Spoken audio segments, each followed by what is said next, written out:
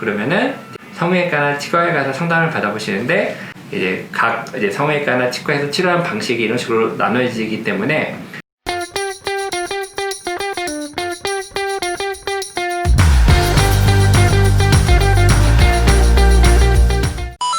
안녕하세요. 콤비치과 원장 황용익입니다. 오늘은 무턱에 대해서 설명을 드릴 텐데 무턱을 과연 치과에서 치료할 수 있는지, 다시 말씀드려서 치아 교정을 통해서 무턱을 치료할 수 있는지에 대해서 설명드리겠습니다. 우선 무턱에 대해서 말씀을 드리면은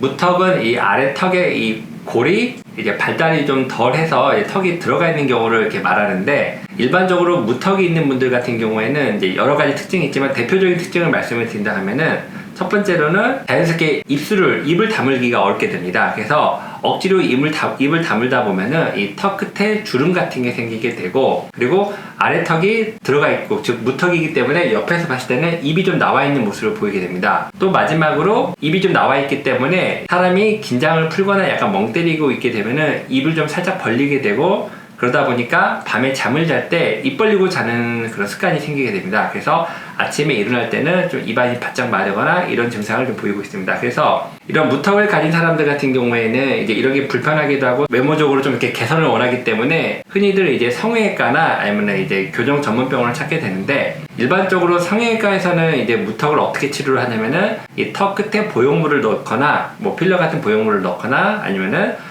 턱 끝에 있는 뼈를 앞으로 이렇게 잘라가지고 앞으로 이렇게 끄집어내 준다던가 이런 식으로 해서 턱의 이런 볼륨을 회복하는 쪽으로 이제 치료 방향이 가고, 그리고 이제 교정 전문병원에서는 무턱을 어떤 식으로 치료하냐면은 앞서 말씀드린 것처럼 무턱이 있는 사람은 돌출입을 가지고 있기 때문에 돌출입 교정을 통해서 입을 넣어주게 되면은 자연스럽게 무턱이 해결됩니다. 그래서 이런 돌출입 교정, 입을 넣는 교정을 하게 되면은